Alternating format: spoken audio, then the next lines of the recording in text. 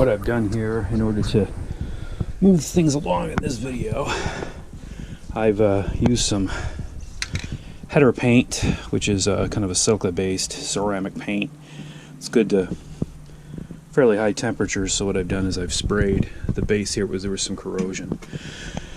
Hat tip off to one of my subscribers. Thank you, good sir. I don't want to mention your name in case you want to remain anonymous. But I did take it and I sprayed sort of this area that always gets condensation on it. So cleaned it off, and what I've done is I've taken the 4 screws, 2 on this side, 2 on this side. I have disconnected the feed for the indicator light for the burner for the piezoelectric starter. This consists of the white wire and the green and yellow wire for those who need to know. And those connections feed up through here and connect. There's a splice connector here, as you can see I've disconnected, and then the white wire I've also disconnected, which is here, and that connects to, let me find it here because I had the other half of it sitting here. Where'd she go?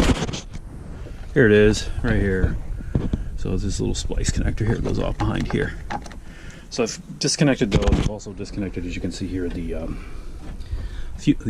gas line that goes through the actual unit itself, and I've kind of had to lift. There's these little plastic sleeves you see here that had those these little bent wire, almost like pieces of coat hanger or nail. One I snapped off, the other one I managed to keep intact, so that's good. They're for the thermostat adjustment and for the what mode it's in, electric, gas, that kind of stuff. Did find some little tidbits of wiring here just laying around. I don't know if it was laying on a switch, which it might have been, but I'm going to just put that down there just in case. So this, once you get this unit off, that slides off. So I'm going to just gently try to take it off again. Again, it takes a little bit of, and you can see the previous, somebody was working on this before and they nicked it trying to get this up out of here, so I'm going to fix that.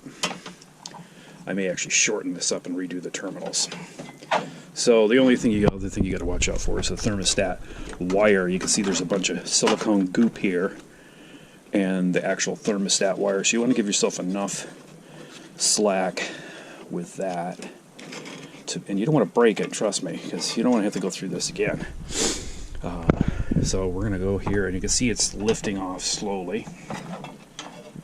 And there it comes. The unit comes off, and I'm going to and you can see that already slipped off. I already worked on it a little bit. And you can see the igniter is inside there. So let me just try to place this up top here a little bit. I know I got the thermocouple I got to watch out for. There's a lot of these different wires, and I'm trying to do this one-handed. So of course all this stuff's just going to flop around. So there's the cover. And you can see here where this attached through that and basically formed a seal there. Not really a seal because it's just a plastic cover. So there's my igniter. There's the switch. So I'm going to check this and make sure there aren't any broken terminals on this bad boy. There's crud in here, so I'll probably take some cleaner and clean it off and make sure it's in good shape. But yeah, this is what this thing consists of. So you've got, without the cover, and of course the igniter wants to flop all over the place. You can see one of the connectors was to that indicator. So I'm going to try to do this like this and get my igniter sort of out of the way so the igniter goes like that. They used to mount onto something, and it ain't mounted onto anything anymore. It's just sitting in the bottom of the plastic box here. It looks like this is a little newer because this guy looks like it's got a newer barcode on it. So it does not appear to be working anymore because it's not giving me the spark, but we're going to test it and see what's going on with it. So this is kind of the inside guts of your older, kind of the RM series.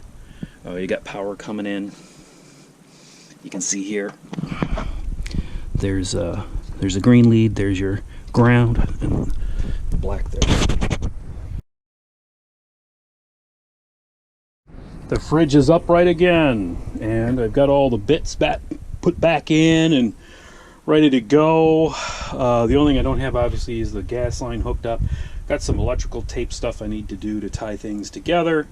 I'm gonna do a little bit of paint touch up. As you can see here, some of the stuff didn't take so well just because of the navy jelly wasn't completely wiped off. Other than that, she looks pretty good, you know, being kind of in the dark here. But other than that, she looks good. Top looks good. Got the burner, again, hat tipped. I'll mention the name, Chris. He said, hey, Dan, get some high temp barbecue paint on the bottom of that. And I had something probably even better, which is a header paint to 1200 to 1400 to almost 2000 degree paint. I can't believe it's that high, but I know this doesn't get that hot. So, you know, got it painted up, ready to go. Got all the bits that I imagine are functioning normally. We've got a few other bits here. Some of these have been missing off of this Dometic for quite some time. So there's this part of the burner unit that's supposed to go under the tray here. It's supposed to act like a little collection tray for any ash or anything. And then there's this cover that's supposed to go over the whole shooting match here. I don't, you know, stab myself in a... I think this actually goes this way. And then this attaches here. You see those two screws there, like that. And then this screws into the side, like that. So to protect most of the side of the burner there. And so I'm going to get that cleaned up.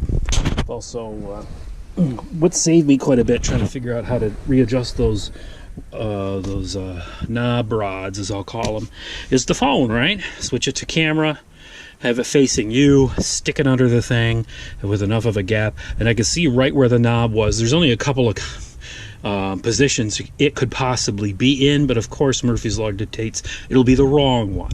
So I wanted to make sure I had it on the correct one before installing those little pins, those like bent nails, and getting those in position. So that's all set, ready to go. Some of the last items I'm going to do here. Again, I've used this flame-proof, it says 13 to 2000 degree flame-proof header paint. So I've cleaned up my spiral baffle, I've cleaned up my little diffuser for the top of the flue. It's just this little, it's a very thin metal cap that goes on there.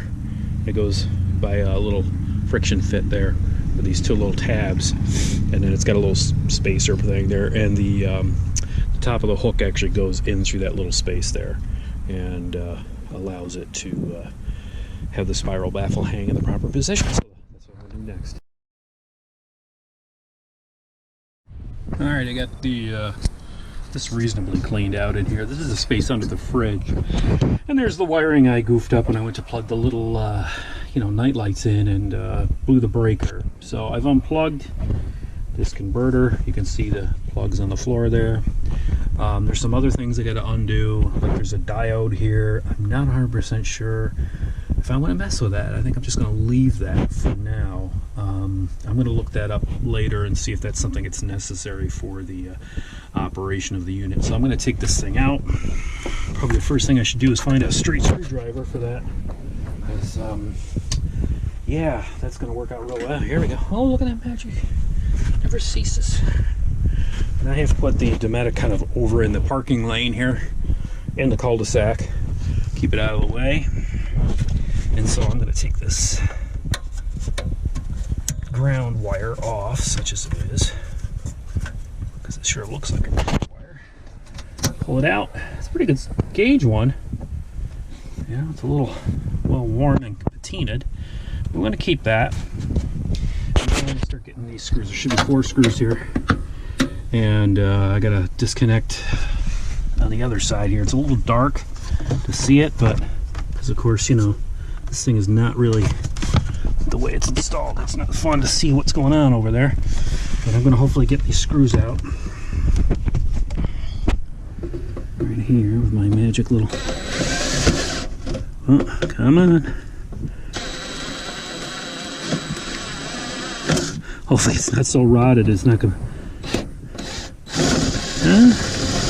Maybe it is. Maybe it is rotted. Oh, great. Gotta pry that up with a screwdriver.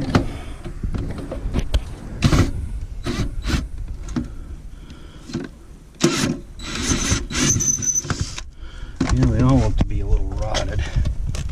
This whole thing looks to be rotted, connected to the floor. Not really. I can almost pull these up by just a screwdriver. Yep. Not enough though. Let's give it a look at that. Look at the way that rock and rolls. That's fun. So let's get this diode off. Maybe I'll get something off here. And that's one. That's one screw off. Maybe this, now that it's backed up, maybe it'll back out for me. Oh, and it went right back in. This is gonna be fun. This is what we like working on old RVs. Wow, I got the converter out with a rotted piece of half-inch piece of junk plywood, which looks like, I don't know what they were doing there with that little cutout, such as it is, but look at this, lo and behold, there's a label. There's actually a label on this thing. 40 amps, 12 volts. So I got about similar, 45. Converter charger, TU740-2, Triad, UTRAD, Huntington, Indiana. And don't see a date on this thing anywhere, but it's original to the RV. So, yeah. Like I said, all the screws were rotted. I didn't even bother taking the screws off. At some point, I just yoinked the whole thing and pulled it right off the carpet, and the carpet was damp underneath, so I gotta clean that up. And I devised a little pressure-treated version. I know, heaven forbid, pressure-treated. Don't put pressure-treated in an RV, because you could inhale all the fumes. Well, if you're doing that, where I got this thing planned, you're probably already dead. I'm just saying. So what I've got is a big chunk of pressure treated with another couple chunkas of pressure treated, and I'm going to space this thing off the floor. See how there's all like, I gotta vacuum this up. This is like, ugh. I kept the diode. I just cut the lead. I didn't even bother at this point. I'm just gonna leave it where it is for now. Get it in here. Gonna clean this all up. This thing will actually stay where I need it to. Get over there. So what I'm gonna do here is I'm gonna mount this board on the floor like this, where the original one was, or probably a little bit further back. And then I'm gonna put these where I know I'm gonna mount the screw holes for the new converter, the boom dock unit, which I will show for illustrative purposes. And so what I'm doing here, I may have to adjust this depending, because these are where the you can see the red and the black beads are here, but the ground is over here. I may have to spin it 90 degrees in order to get it to work. I'll spin these little blocks 90 degrees, and I'll just put it in here, and just like it is. I'll get the ground extended. I got a splice for that and heavy gauge cable I can put on that. And yeah, got the leads here, got the power cable here. That's how I'm gonna do it. Gonna get this all installed. That way it's got some airspace underneath it. Some airflow around it. It's got a little fan unit there. And yeah, got a fuse here, so I may wind up spinning it back the other way and just putting leads on some of these heavier gauge cables, just because I want to have access to that fuse and everything from the cabinet and be able to see the leads and all that good stuff. So I may spin it back the way I had it here, going this way, and just leave it like that, just so I've got my fuses here, the 235 amp fuses, the leads for the 12 volt, the ground, and of course the power plug is back here. A little cardboard here, and that'll plug in right in there, and we'll be good to go. Okay, these I put the two cleats down below, screwed those in. Didn't seem to go into a whole heck of a lot. I'm sure the floor here is probably not the greatest of shape, but in the meantime I'm going to put this tabletop on and get the boom dock converter on. Alright, so after getting the cleats secured, the tabletop secured and getting the unit secured, I went back and reattached. Yes, that's white. I know it's white going into black, but with RV 12 volt, you understand that white signifies hot. That's not, well, used to signify hot in 110. See, even I get it confused.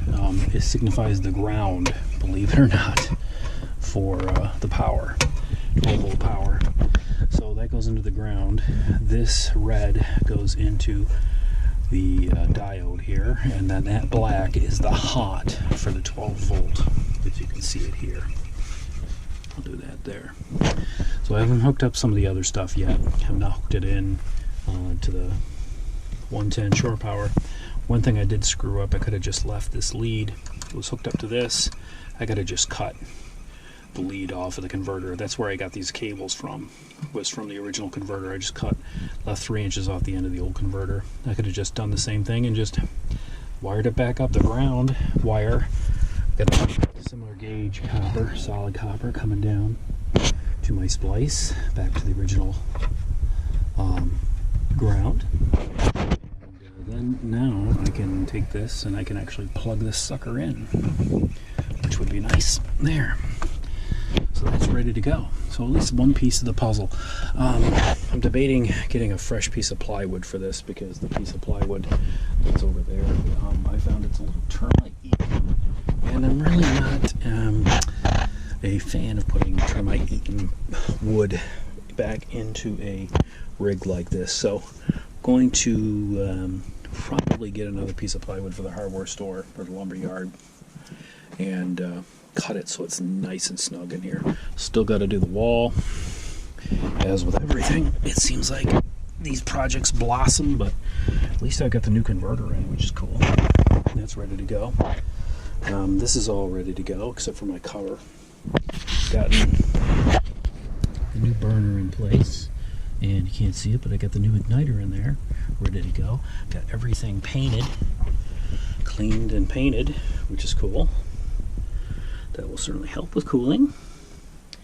And once I get the floor in here and that wall panel and get this wiring sort of situated, set back where it needs to go, I can get everything back in place. I even have to do the ceiling a little bit, but we're going to do the vent cover when it shows up. It has not shown up yet. So again, projects with parts that are not showing up, you know, they're delayed. Just have to make accommodations based on what's going on here. So everybody, have a good Sunday evening. It's Easter. Have a happy Easter Sunday. For those that you celebrate Easter, those of you who celebrate Passover, happy Passover, happy Pesach, and happy, safe RVing, and good night, everyone. Bye.